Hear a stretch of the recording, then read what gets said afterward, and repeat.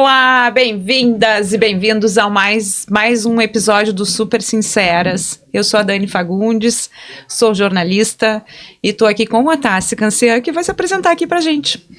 Então, eu sou a Tassiana Cancian, sou enfermeira, sou mãe e hoje estou muito animada com esse assunto que a gente vai falar. Eu tenho 47 anos, sei que não sou mais afetada, a faixa mais afetada, mas é incrível como desde cedo a gente já começa a se sentir vítima desse etarismo, né? Então, a gente está aqui hoje com a Cláudia. A Cláudia vai se apresentar pra gente, né, Cláudia? Conta aí um pouquinho quem tu é. Conta aí, Cláudia. Bom, boa tarde a todos e todas. Meu nome é Cláudia Detânico Calone. Eu sou professora de História Municipal aposentada. E no momento eu estou no Conselho Municipal de Cultura e fazendo várias coisas, teatro, coro, assessoria e assim vai. A Cláudia não para, ela é uma máquina e ela vive pensando e criando e fazendo coisas não só para si, né, Cláudia? Tu faz isso para um coletivo que eu acho muito interessante. E é isso que a gente vai falar aqui hoje. Hoje a gente vai falar um pouquinho sobre etarismo, idadismo, que coisas são essas, né? Como é que a gente percebe isso nos dias de hoje? A gente tem casos muito recentes aí de pessoas que são taxadas pela sua idade e como se isso fosse uma coisa ruim, né? A gente percebe que o etarismo, ele é uma barreira que se coloca tanto para jovens, dizendo, tu não tem idade para fazer tal coisa. Ou, depois que tu passa de uma certa idade, tu já tá velho para fazer isso. Cláudia, conta pra gente, tem diferença esses termos, o que se refere? Tem diferenças entre idadismo e etarismo. O etarismo vem de etário, né? Então, obviamente que ele abrange mais a questão de geração. E o idadismo vem de idade. Então, ele já está próximo da questão de bastante idade, mais idade. Mas o que importa nisso que são questões de preconceito, né? Nós vivemos numa sociedade que ela determina o que é belo, o que é feio, o que é novo, o que é velho, o que é bom, o que é ruim. E aí nós ficamos, digamos, reféns dessa situação da nossa sociedade. Certo. Né? Você falou que ainda não estava sendo afetada, né? Não, acho que eu não sou a mais afetada, mas eu já tô revendo depois que eu falei. Isso é legal. Já me arrependi. Já tô revendo, porque eu tava... Já vou fazer uma pergunta de cara. A senhora acha que o etarismo afeta mais as mulheres do que os homens? Eu acho que afeta bem mais as mulheres, né, do que os homens. Os homens, aonde eu vejo essa questão, é mais no jovem. Quando ele sente que as pessoas colocam para ele, tu não tem capacidade de fazer isso porque tu é muito novo. E o descrédito que as pessoas têm em relação ao jovem, né? Então, isso atinge o homem, eu acho, mais. A mulher, ela é sempre dentro de uma questão social, principalmente porque a autoestima dela fica complicada na questão de quando tem mais idade, né? Porque, assim, eu olho no espelho e eu penso assim, eu não... né? Na tua cabeça fica aquela ideia daquela pessoa que tu foi uma vida inteira e de repente teu rosto muda, teu corpo muda, teu humor muda, tu tem que construir uma nova identidade. E isso é um processo difícil, porque tu construiu tua vida inteira numa sociedade como a nossa, da fé e do trabalho, né? Que quando tu deixa de trabalhar, tu perde muito da tua identidade. E o lado social do trabalho, ele é muito importante. Tu fica sem esses parâmetros. E aí tu tem que construir toda uma nova identidade a partir de tu não teres mais essa referência de trabalho. Entendi. Né? E por isso que a gente tem que começar a se preparar cedo. A partir dos 40 anos, a pessoa já tem que começar a se preparar. emocionalmente, fisicamente e profissionalmente para a aposentadoria e para o envelhecimento. Porque a gente envelhece todos os dias, né? Sim. Mas mesmo assim, quando realmente a gente tem que se preparar de que o envelhecimento vem, a gente tem que começar antes a construir essas estruturas. Claro, Cláudia, tu falaste assim que existe uma diferença entre como homens e mulheres encaram também esse envelhecimento, né? Havia aí uma pesquisa que fala de que o homem tem preocupações diferentes da mulher, né? O homem tem preocupações em questões de trabalho, sexuais, de como é que ele vai se virar aí. Certo. Sexuais, exato. Que bom que eles têm essa preocupação. É claro. Pelo menos uma. Por favor, E em relação ao cuidado, o que eles dizem? Que a rede de apoio que eles vão ter quando eles ficarem mais velhos será então a sua mulher, ou a sua filha, ou a sua neta, sempre colocando as mulheres como suas cuidadoras. Enquanto as mulheres, quando perguntado a elas como é quem vai cuidar de você no seu envelhecimento, elas dizem que são elas mesmas ou que são as suas amigas.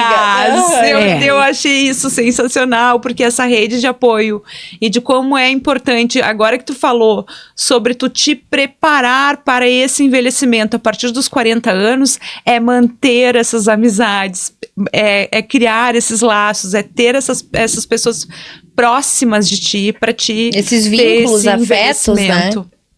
Mas além disso, o que mais? O que é se preparar a partir dos 40? É assim, ó, se a gente for olhar, nós não pensamos no futuro como um momento de envelhecimento, porque o envelhecimento ele é natural, mas o que acontece na nossa sociedade? Existe uma espécie de uma negação. Eu vivo hoje, né? E não fico muito pensando como eu vou ser amanhã. Então, por que isso? Porque historicamente, se a gente for ver, até pensando em que momento histórico surgiu essa questão do envelhecimento, né, da depreciação, do preconceito. Se a gente for ver, a partir da Revolução Industrial, quando começa a introduzir as máquinas, a pessoa mais velha, que era aquela que passava o conhecimento de geração em geração, acaba perdendo o seu papel. Porque a máquina, etc., ela acaba tornando o espaço, né, dessa relação. Junto com isso vem a urbanização. A gente era no meio rural, né, todo mundo. Aí, de repente, foi indo para as cidades. Então, o agitado das cidades, aquela evolução toda que a cidade tem, faz com que a gente vá construindo por segmentos. A gente vai se isolando. A gente deixou de ter aquela montoeira de filhos, né? Sim. Começa a ter menos filhos, começa a ter uma sociedade diferente. Então, com a Revolução Industrial, com o urbanismo, deixa de ser uma sociedade diferente. E junto com isso vem a mídia, né? As relações, exato, que ela vem trazer o quê? Trazendo de que a juventude é igual à beleza. Sim. Né? E o jovem pode tudo, né? Então isso vai tornando as pessoas de mais idade depreciadas. Sim. A beleza, a magreza, a juventude. Não sei se vocês viram a reportagem, agora vamos fazer uma fofoca. Não é reportagem. A Xuxa estava abraçando as pessoas. A Xuxa tem a minha idade, tá? Eu tenho 62 anos. Ela estava abraçando as pessoas. E quando ela fez esse passo de abraçar, ela estava de manga curta. O braço da mulher de manga mais idade, todo mundo sabe que, né, desce. E foi uma coisa, um alvoroço, um monte de gente falando não dela estar abraçando as pessoas naquele momento, mas sim como ela envelheceu, como ela não se cuida. O envelhecimento não é falta de cuidado. O envelhecimento é uma questão natural. É um processo natural. Exato, a gente tem que entender isso. Por isso, tirar o foco do envelhecimento e levar para a longevidade.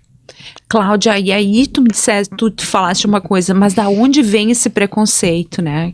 O que a gente entende? Que os jovens são os que têm preconceitos com o velho que um dia ele vai ser, né? Exato. Enquanto que as pessoas mais maduras ali, com seus 50, 60 anos, não têm esse preconceito, obviamente. Será que não?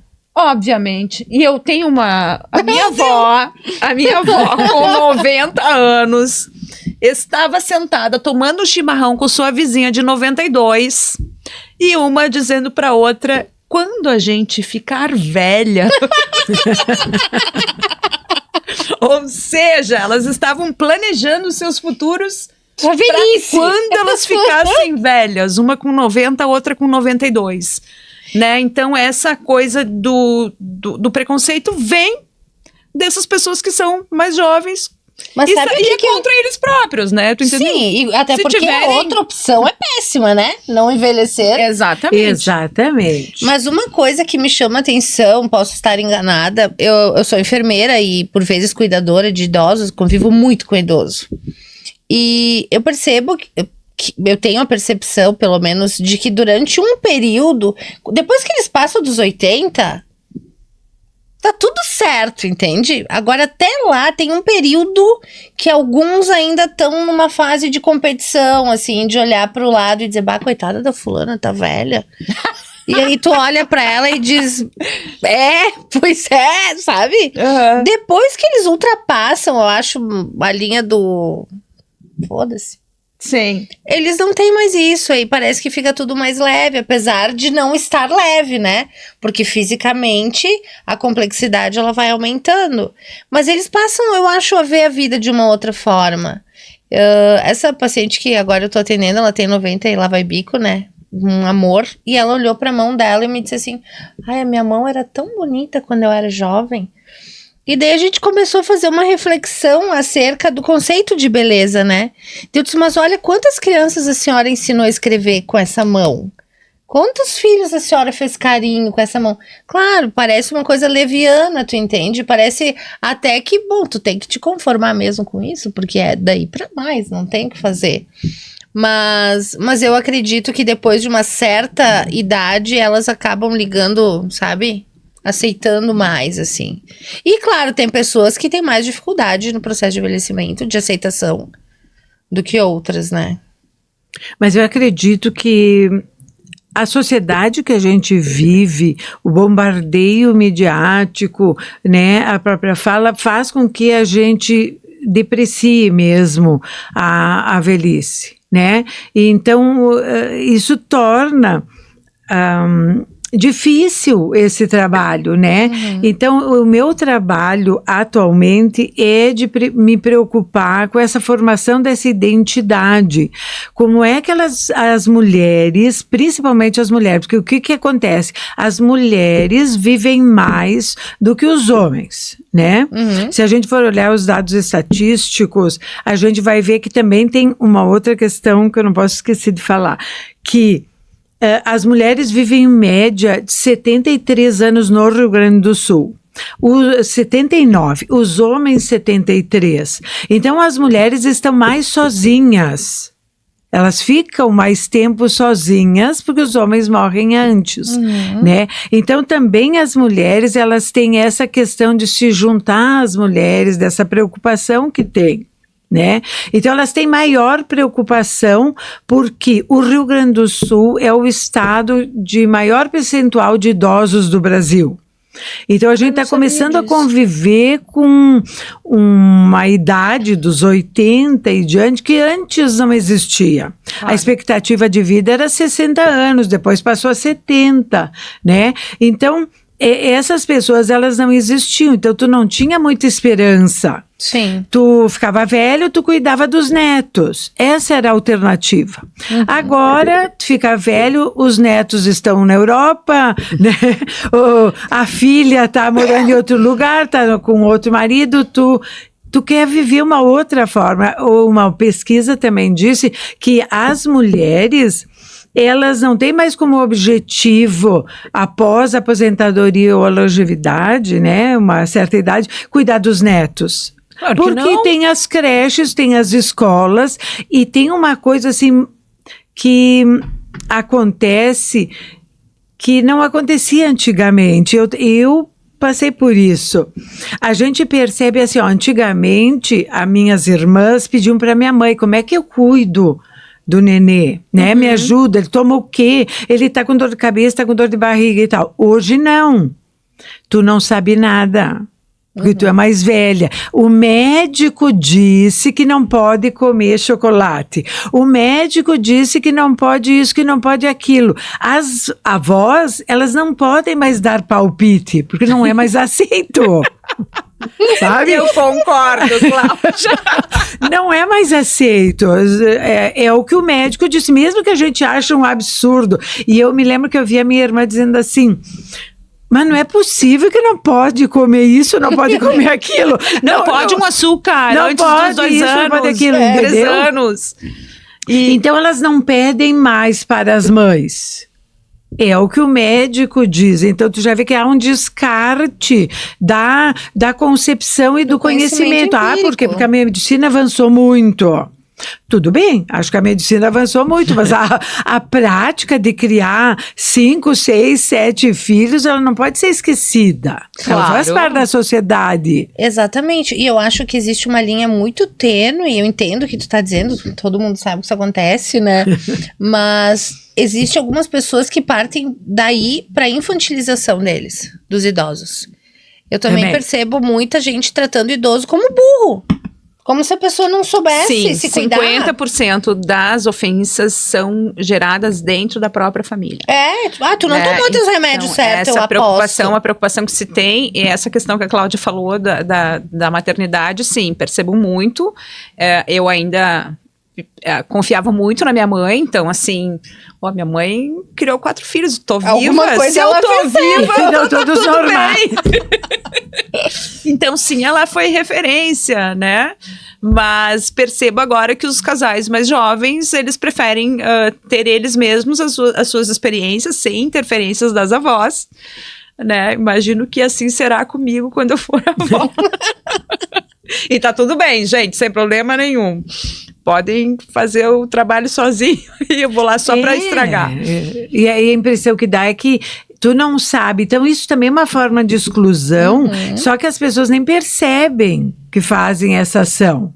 Elas não valorizam o conhecimento, né, materno anterior e tal. Então, e quanto professora, tu percebe muito isso também, né? As crianças, não só a infantilização do idoso, quanto a proteção excessiva às crianças, né? Elas não podem se ferir, não podem se machucar, não podem se magoar. Como se a vida se frustrar, como se a vida fosse assim. Então, muitas vezes, na realidade, essa separação, ela torna um conflito geracional que vai se acentuando, porque as gerações precisam conviver juntos. Elas precisam fazer essa troca. Não dá para separar, né, essas relações. A mesma coisa, por exemplo, uma pessoa de idade e trabalhar. E não aceitarem a opinião. Isso é muito comum. Porque tu não sabe lidar com o computador, tu não sabe lidar com as redes sociais, tu é ignorante de todo outro conhecimento historicamente construído pela humanidade, né? Claro. Existe um conhecimento enorme. Esse é só uma parte. Então, porque tu não tens esse conhecimento, dá a impressão que não tem um outro. É pelo tipo de sociedade que a gente tem, que é muito breve, né? Sim, tudo muito rápido. Exatamente. Tem um filme com o Robert De Niro, vocês assistiram? O Estagiário? Ah, maravilhoso. Sim. Maravilhoso, né? Sim. Ele aborda mais ou menos esse tipo de coisa, né? De desafio.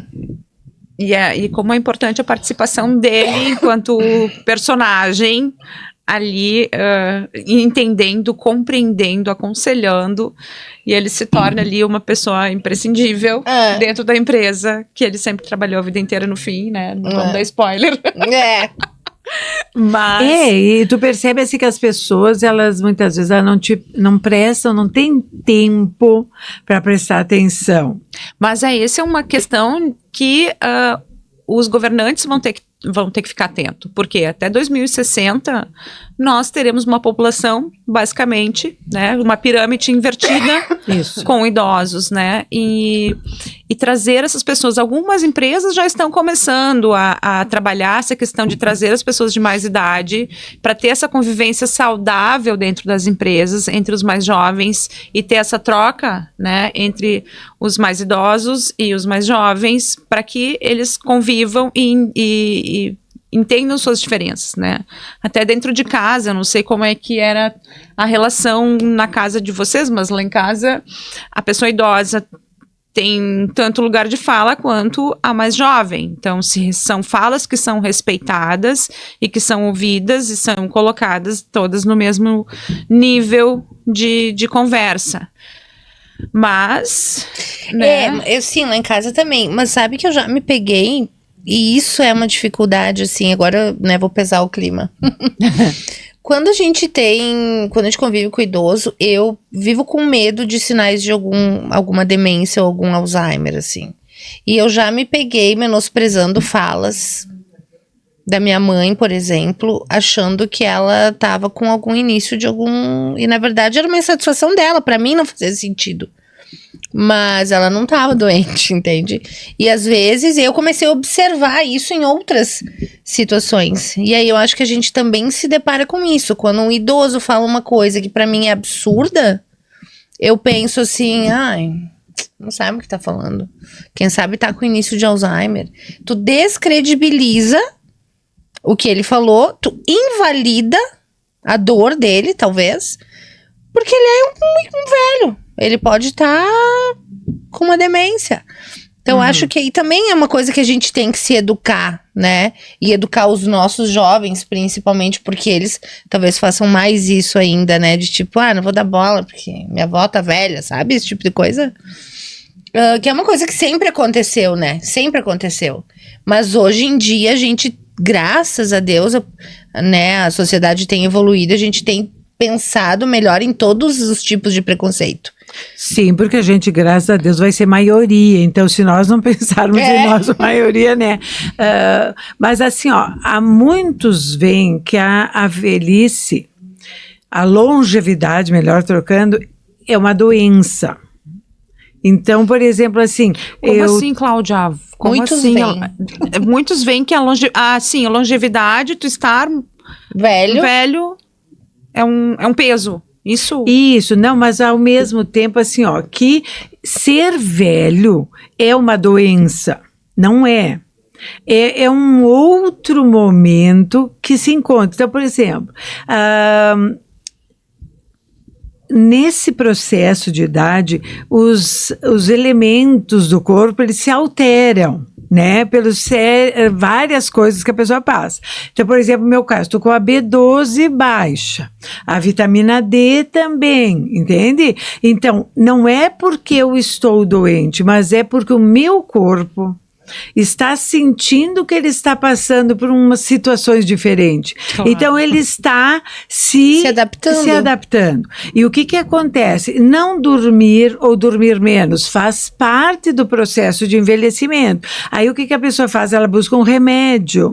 Então, ela tem que entender que muitas vezes os processos mentais de esquecimento, eles não são uma questão que leva a uma demência. É sim porque o cérebro de uma pessoa idosa está também passando por outras transições. Então, naturais. O corpo, exato, que faz parte da natureza. E a ideia que a gente tem é daquele corpo de 20 anos, de 30 anos, mas a partir do momento que tu passa pela menopausa, que tu passa por esses elementos, teu corpo vai se modificar, teus músculos se modificam, maravilhoso, né? Teus nervos se modificam, tudo se modifica, tua visão, né? Então tu tem uma série de fatores que te levam a um processo fisicamente diferente. Cláudia, e como é difícil a gente aceitar essas limitações. Exato. Falo do meu pai que ele acha que ele tem que subir em cima de uma escada muito gigante para ir lá podar uma árvore, que ele tá super bem, tá com quase 80 anos, mas que ele dá conta, entendeu? Para ele tá tudo certo. Não há problema nenhum, eu estou aí, ó, tô ótimo.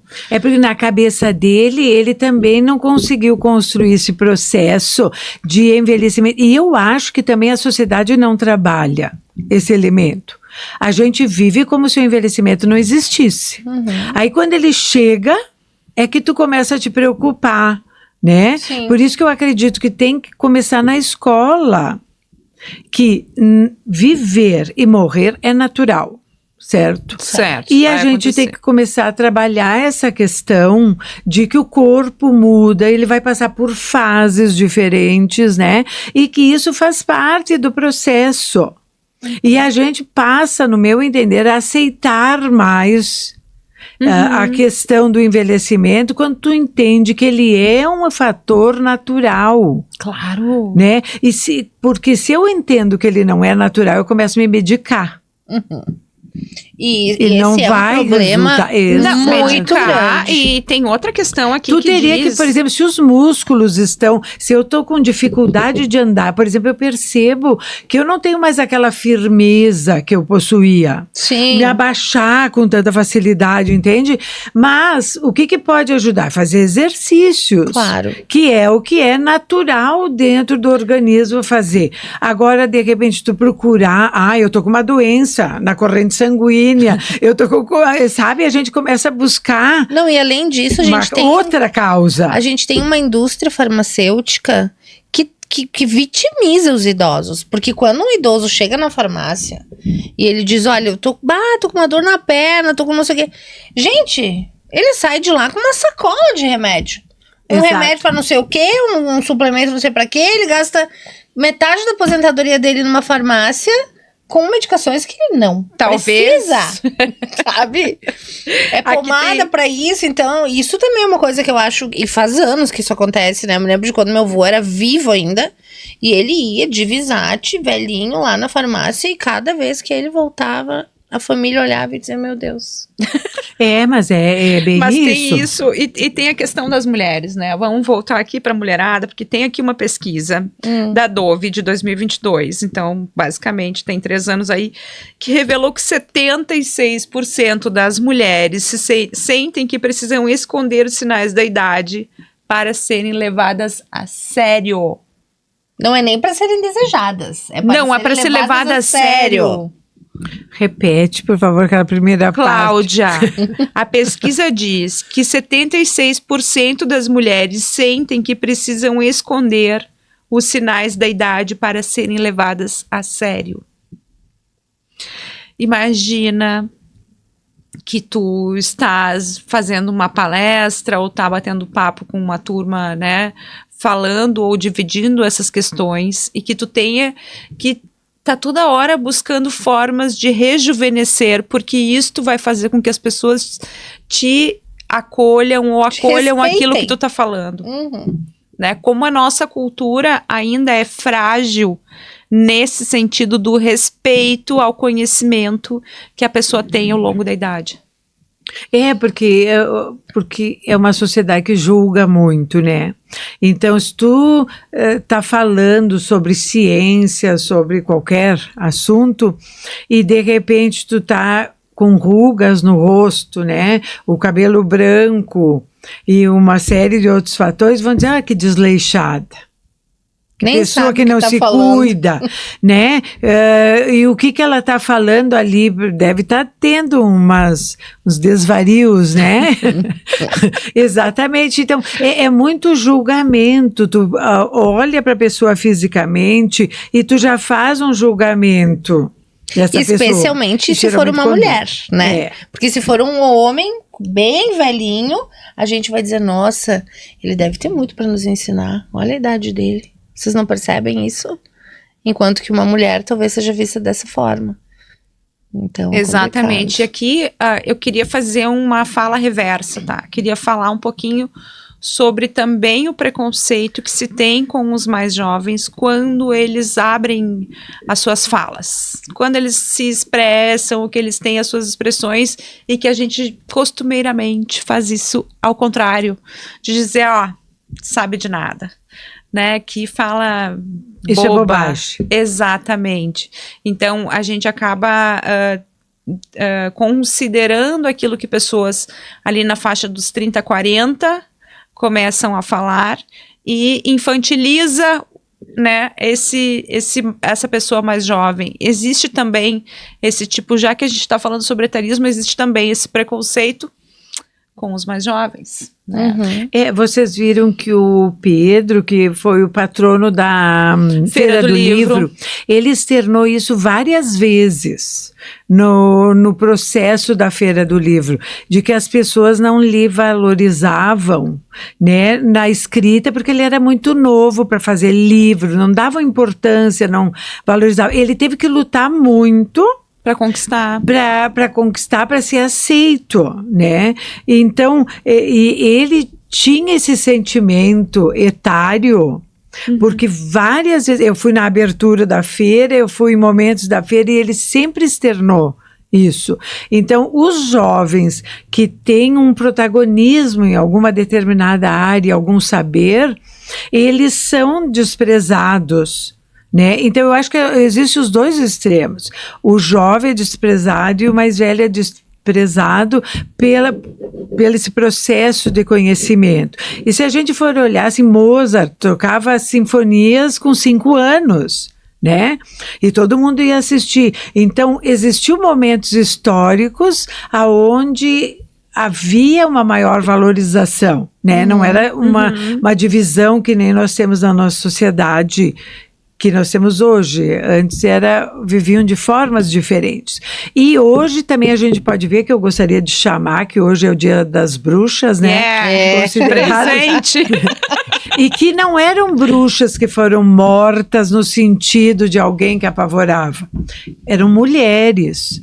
Então a gente não pode esquecer que essas mulheres que foram mortas ao longo da história e perseguidas, elas são nossas ancestrais. Claro. E por causa do conhecimento delas, né? Então isso também é interessante. Exato, por causa do conhecimento, da ligação com a natureza, e elas eram as enfermeiras, as médicas de antigamente. E uma forma de destruir esse poder, porque quem tem conhecimento tem poder, sempre foi assim, claro. Foi menosprezando, transformando elas em coisas ruins, más, né? E elas foram então perseguidas e mortas, e a gente vai ver que tudo isso resultou, não era para bater na mesa, tudo isso resultou no processo da mulher ser submissa, né? O processo de submissão, ele foi se constituindo, porque nós tivemos sociedades que eram matriarcais e muito poderosas na antiguidade, né? E elas foram se acabando, e a gente viu que a sociedade patriarcal é que prevaleceu. Então, talvez também toda essa questão, não existe assim comprovação, mas a questão da beleza, de que a mulher tinha que ser o destaque pela beleza e não pelo conhecimento, pela juventude tem o lado, e não pelo conhecimento. Claro, tem esse lado que patriarcal, que chega daquela época de destruir esse poder, porque Exatamente. o homem, ele não produz, né? Ele não mantém a sociedade, não perpetua a sociedade. Sim. Quem gera são as mulheres. Quem gera e quem perpetua realmente da condição da sociedade continuar é a mulher. Então ela possui um poder maior. E esse poder foi abafado, foi restrito, foi afogado, né? E ele tem que voltar. E eu acho que a gente tem que trabalhar com esse elemento da longevidade para poder também valorizar as mulheres. Porque as mulheres vivem mais. Por quê? Porque a gente é mais esperta. Nós vamos no médico, e a gente se cuida. Né? A gente porque as mulheres têm esse perfil de cuidadora, né? Tanto é que os homens, nessa pesquisa que citei antes, os homens dizem que são as mulheres que vão cuidar, a mulher da família que vai cuidar dele. Sim. Enquanto a mulher, não, eu mesma vou cuidar de mim mesma. Eu tenho minhas E amigas. as minhas amigas, que são essenciais.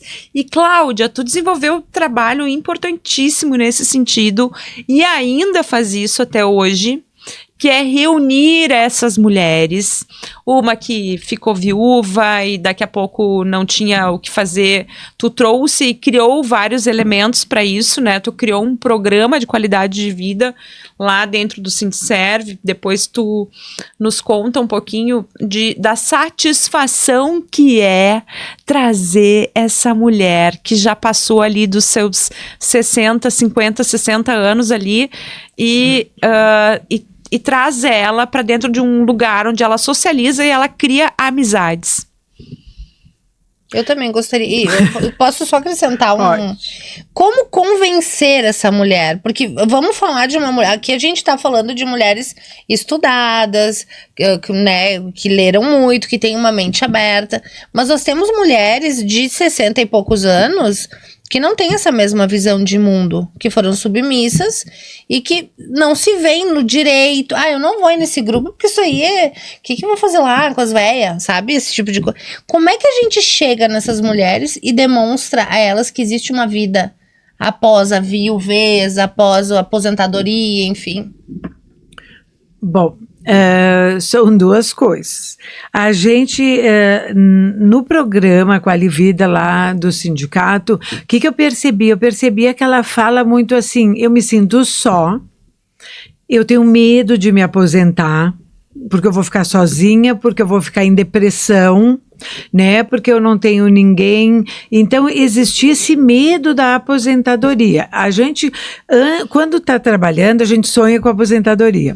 Daí, quando a aposentadoria chega perto, a gente tem medo dela e a gente não quer se aposentar porque botaram na nossa cabeça que se eu não trabalhar, eu não tenho perspectiva. Eu não existo, eu não sou ninguém.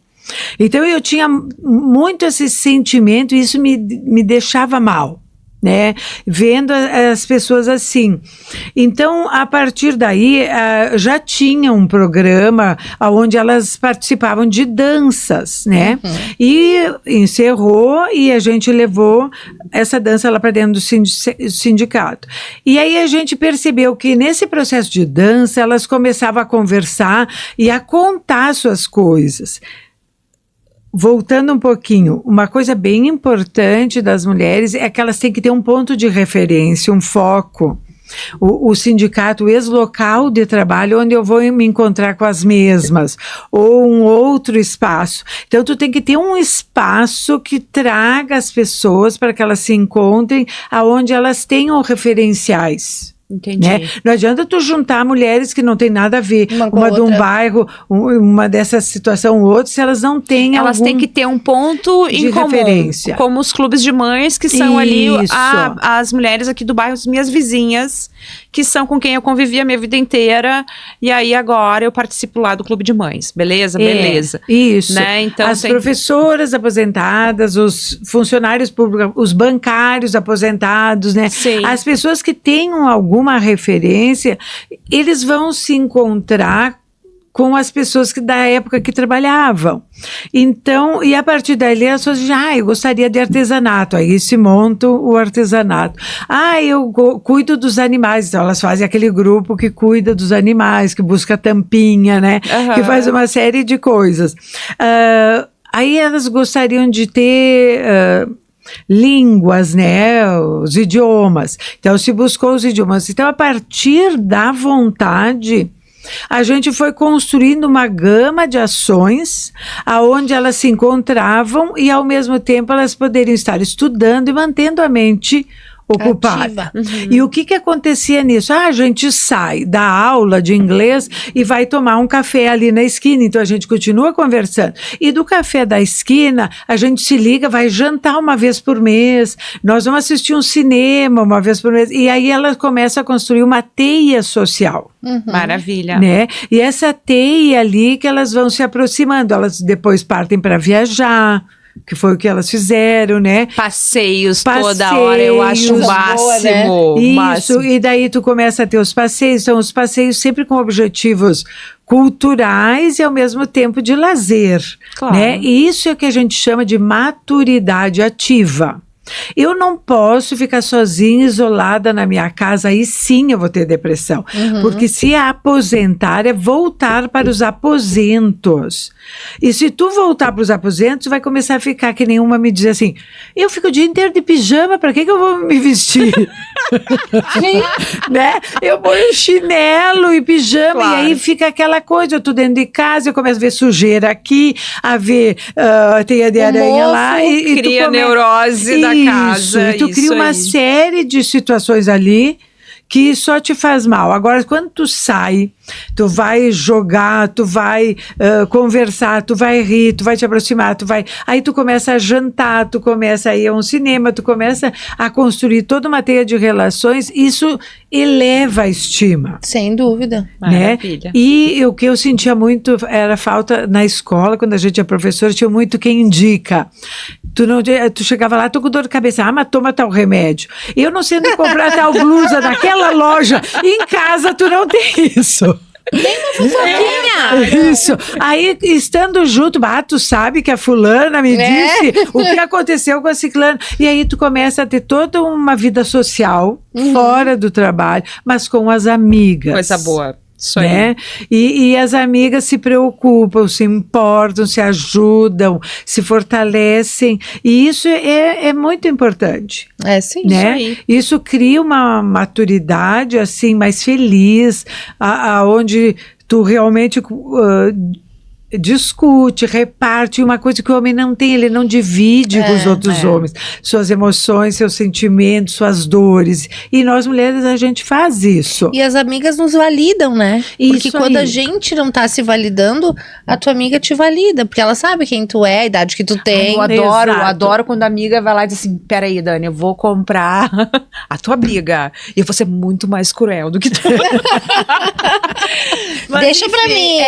Então, gente, a gente já tá chegando no finalzinho aqui do nosso episódio. Cláudia volta, com certeza.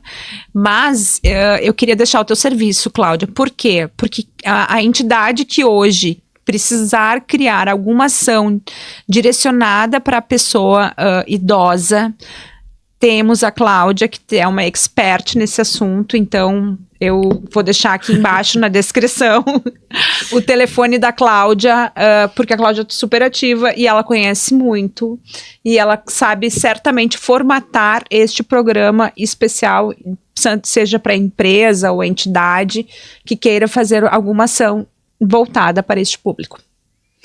Eu acho bem importante as empresas, os locais, os sindicatos.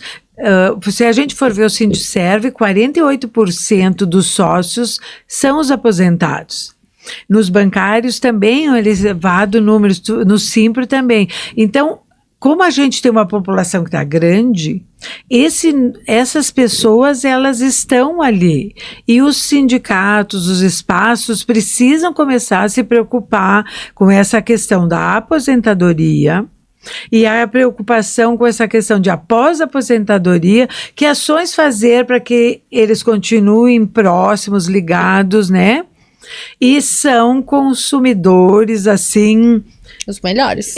Né? Melhor fase da vida, vamos combinar. Exato. Então, se pode viajar, se pode passear, se pode se encontrar, é isso que valoriza, né? Então, a gente tem que investir, porque não tem como negar.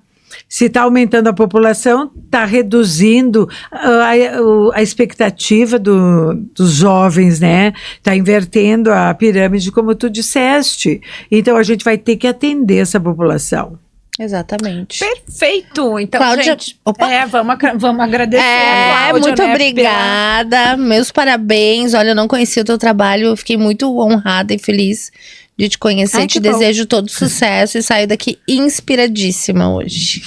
Muito obrigada. Com certeza. Então, gente, obrigada nesse papo das super sinceras. Estamos aqui e até o próximo. Um abraço para todos vocês. Eu adorei o programa. Obrigada. Valeu.